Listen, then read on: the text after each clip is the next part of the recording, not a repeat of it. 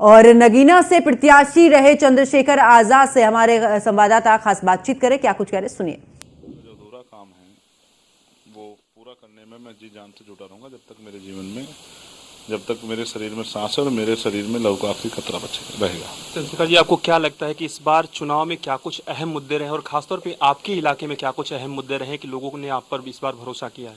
देखिए, मैं स्पष्ट करूंगा, राष्ट्रीय राजनीति की बात है तो पूरा विपक्ष इस बार माननीय काशीराम साहब की छाया में खड़ा था, डॉक्टर अम्बेडकर की छाया में खड़ा था। बहुत लंबे समय से जिस बात को इस बार विपक्ष ने दोहराया, समाज के बीच जाके कहा, वो बात माननीय काशीराम साहब 40 साल पहले कहे, मामना रामसु वर्मा जी 50 साल 60 साल पहले कहे, बाबू जगदेव प्रसाद कुशवाहा 100 में 90 शोषित है, 90 भाग हमारा, शोषितों ने ललकारा, धनधरती और राजपाट में 90 भाग हमारा है। ये बात 60 साल पहले जो है बाबू जगदेव प्रसाद कुशवाहा, जन्ना कपूरी ठाकुर कह के गए, बाबू शिवदयाल चौरसिया जी, तमाम जो हमारे ज्योतिबा फूले जी, साहू जी महाराज जी, ये तमाम हमारे महापुरुष कह के गए। अब विपक्ष को समझ में आया कि ये इस देश का असल मुद्दा है। देखिए, असल मुद्दा इस देश में हिस्सेदारी का है।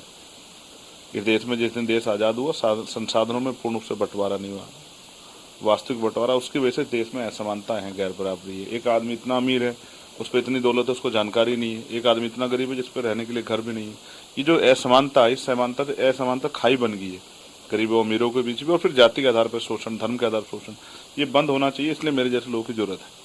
चंद्रशेखर जी, एक दौर में देखा कि तमाम जो दलित समाज है वो मायावती जी पर भरोसा करता था, लेकिन जैसे जैसे समय बदला, परिवेश बदला, आप भी राष्ट्रीय राजनीति में सक्रिय हुए, उसके बाद एक जो बड़ा वर्ग है, या यूँ कहें कि उत्तर प्रदेश में तमाम दलित समाज जो है वो आप पर भरोसा करने लगा। उसकी मानगी भी देखने को मिल रही है, ना सिर्फ नगीना की बात करें बल्कि उत्तर प्रदेश के कई जिलों में अगर हम बात करें तो आपको लगता है कि अब मायावती जी के विकल्प के तौर पर आपका चेहरा आगे आया है दलित समाज के लिए, उत्थान के लिए?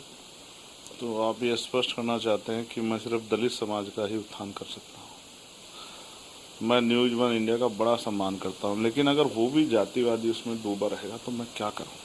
मुझे दलितों के साथ साथ मुसलमानों ने, पिछड़े वर्ग की सभी जातियों ने, सामान्य जातियों के लोगों ने वोट दिया।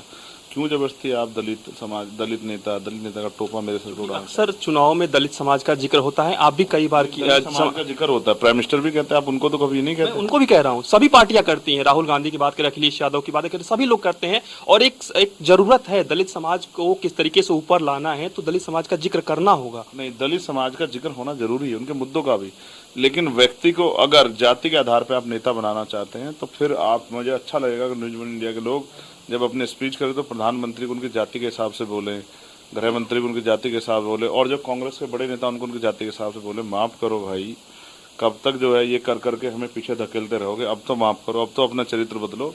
बहुजन समाज में हम लोग जन्मे हैं और हम जाति को नहीं मानते हैं, क्योंकि जाति हमारे महापुरुषों ने नहीं बनाई। जाति थोपी गई बांटने के लिए, और जाति के आधार पर पैदा होते आदमी ऊँच हो जाता है, पैदा होते नीच हो जाता है। ये जो व्यवस्था है, मैं इसका कठोर विरोधी। मेरा बस चले तो मैं डायनामाइट लगा के उड़ा दूँ इसको।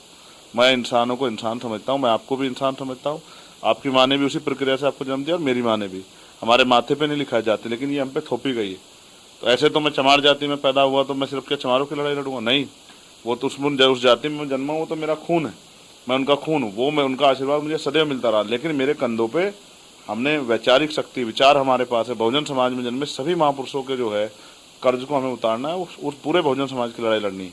और हक वंचित अगर सामान्य जाति के लोग भी होंगे तो उनकी लड़ाई भी लड़ेंगे। लेकिन हम फिर इस राजनीतिक शक्ति इसलिए हासिल करना चाहते हैं क्योंकि किसी ने हमारे बारे में सोचा नहीं। आज भी हमारे कर्मचारियों का उत्पीड़न होता है, आज भी जो है इंस्टीट्यूशन में, स्कूल कॉलेज में जाति के आधार पर शोषण होता है। हमारे पढ़े लिखे और वो मजबूत बच्चे जो कल देश का भविष्य हो सकते हैं, वो सुसाइड कर लेते हैं। फिर हमारे जो है आरक्षण और संविधान को तमाम, अब तो 10% आर्थिक आधार पर आरक्षण भी लागू हो गया, फिर भी आरक्षण को गाली देके हमें नीचा दिखाने का प्रयास करते हैं। ये जो एक षड्यंत्र है, इसको समझना पड़ेगा, इसको, इस षड्यंत्र को खत्म करना पड़ेगा। और ये तब खत्म होगा जब मेरे जैसे सैकड़ों लोग पार्लियामेंट में आएंगे। उसके लिए मैं हूँ कि बहुत सारे लोगों का रास्ता खोलूँ कि वो पार्लियामेंट आए। तमाम राजनीतिक पार्टियों के सीटों को आपने आकलन किया होगा, बसपा का भी सीटों का आकलन आपने किया। आपको क्या लगता है कि बसपा इतनी कमजोर स्थिति में क्यों चली गई? यार, मैं आज़ाद समाज पार्टी के प्रति उत्तरदायी हूँ और आज़ाद समाज पार्टी के बारे में सोचा, और बहुजन मिशन के प्रति उत्तरदायी हूँ, तो इसलिए बहुजन मिशन को आगे बढ़ाने के लिए चिंता में हूँ। लेकिन मैं किसी पार्टी विशेष पे कुछ नहीं कहना चाहता। अच्छा, आप जीत कर आए हैं, युवाओं के लिए क्या करेंगे, खासतौर पर नगीना की अगर हम बात करें तो? देखो, नगीना के युवाओं को रोजगार मिले, उनको रोजगार के लिए विदेश, बाहर ना जाने पड़े, अन्य प्रदेशों में। जब एक बेटा अपनी माँ को, या एक पति अपनी पत्नी को, या बहन को, अपने बच्चे को, अपने परिवार को छोड़ के बहुत दूर रहता है, कई बार ऐसे हादसे घट जाते हैं कि आदमी पछताता रह जाता है। ये तभी इसलिए है कि जिससे कि जो है अगर वहाँ रोजगार की व्यवस्था हो जाए तो ये सब चीज़ें ना हो। तो हम कोशिश करेंगे वहाँ ज़्यादा से ज़्यादा उद्योग धंधे लग के रोजगार आए। और मैं तो चाहता हूँ कि ग्रामीण क्षेत्रों में प्रतिभाएं बहुत है, तो वहाँ जो है स्पोर्ट कॉलेज बने, स्पोर्ट यूनिवर्सिटी बने, जिससे कि वहाँ के नौजवानों को देश की सेवा करने का, देश का गौरव बढ़ाने का मौका मिले। और एक मेडिकल कॉलेज, एम्स जैसा मेडिकल कॉलेज वहाँ बने कि वहाँ के गरीबों को आसान इलाज जो है मिलने की व्यवस्था हो। वहाँ बाढ़ की बहुत समस्या है, तो बाढ़ की समस्या निजात मिले। पर्यटन के क्षेत्र में जो है वो बहुत क्षेत्र बहुत अच्छा है, वहाँ से बहुत रोजगार उत्पन्न हो सकते हैं। गंगा वहाँ पर है, तो मेरा पूरा प्रयास रहेगा कि मैं सरकार का ध्यान अपनी बात से इस तरह आकर्षित कर पाऊँ कि सरकार उसके बारे में सोचे और क्षेत्र में बदलाव हो और क्षेत्र विकास के रास्ते पर आगे बढ़े। मैं तो चाहता हूँ कि नगीना इन 5 सालों में नोएडा जैसा हो जाए। इसके लिए मैं दिन रात जो है हर अधिकारी, हर डिपार्टमेंट को पत्र लिखूंगा और हर डिपार्टमेंट के नेताओं से, मंत्रियों से, जो विभाग का होगा, जाके मिलूंगा स्वतः और अपने क्षेत्र में ज़्यादा काम कराऊंगा। चंद्रशेखर जी, राजनीतिक हलचल भी आप देख रहे हैं, बीजेपी को बहुमत नहीं मिला है, लगातार जोड़ तोड़ की भी राजनीति आमतौर पर राष्ट्रीय स्तर पर चलती रहती है, खासतौर पे टीडीपी पर, जेडीयू पे सबकी निगाहें बनी हुई हैं। चंद्रशेखर जी किसको बेहतर मानते हैं? अपनी पार्टी को निश्चित रूप से बेहतर मानते हैं, लेकिन इसके अलावा एनडीए और कांग्रेस में अगर दोनों ही ओर से चंद्रशेखर जी को संपर्क किया जाता है तो चंद्रशेखर जी किसका रुख करेंगे? देखिए, संपर्क करने के लिए वो लोग संपर्क भी कर रहे हैं। मैं तो पार्टी का सामान्य कार्यकर्ता हूँ, अपना काम करना। जो काम पार्टी की जिसकी ड्यूटी है, तीर का काम तीर करता है, सुई का काम सुई करती है, तलवार काम तलवार करती है। पार्टी अपना काम करे, मैं अपना काम कर रहा हूँ।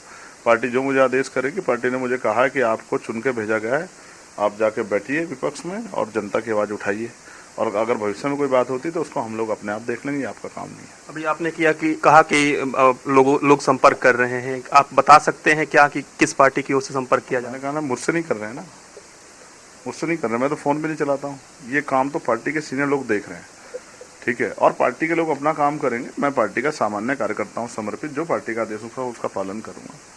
एक जनप्रतिनिधि होने के नाते आप क्या बेहतर मानते हैं कि एनडीए बेहतर सरकार चला सकती है या इंडिया अलायंस बेहतर सरकार चला सकती है? आपने देखे,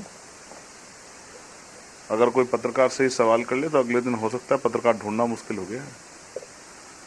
अब आप समझिए, कुछ बात जो कह रहा हूँ उसी पर आप बस आप समझिए कि अगर सब कुछ अच्छा रहा तो आप भी स्वतंत्रता से पत्रकारिता कर पाएंगे।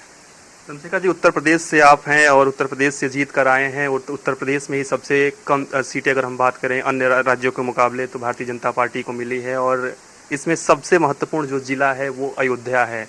अयोध्या को भुनाया गया, राष्ट्रीय स्तर पर अयोध्या का जिक्र किया गया, राम मंदिर का जिक्र किया गया, लेकिन अयोध्या की सीट भी भारतीय जनता पार्टी नहीं बचा पाई। इसके पीछे आपको क्या वजह लगती है? राम भी नाराज हो गए भाजपा से। राम ने भी कहा, भाई बहुत मेरे नाम पे, राम नाम पे लूट कर ली, अब तो मुझे भी छोड़ दो यार।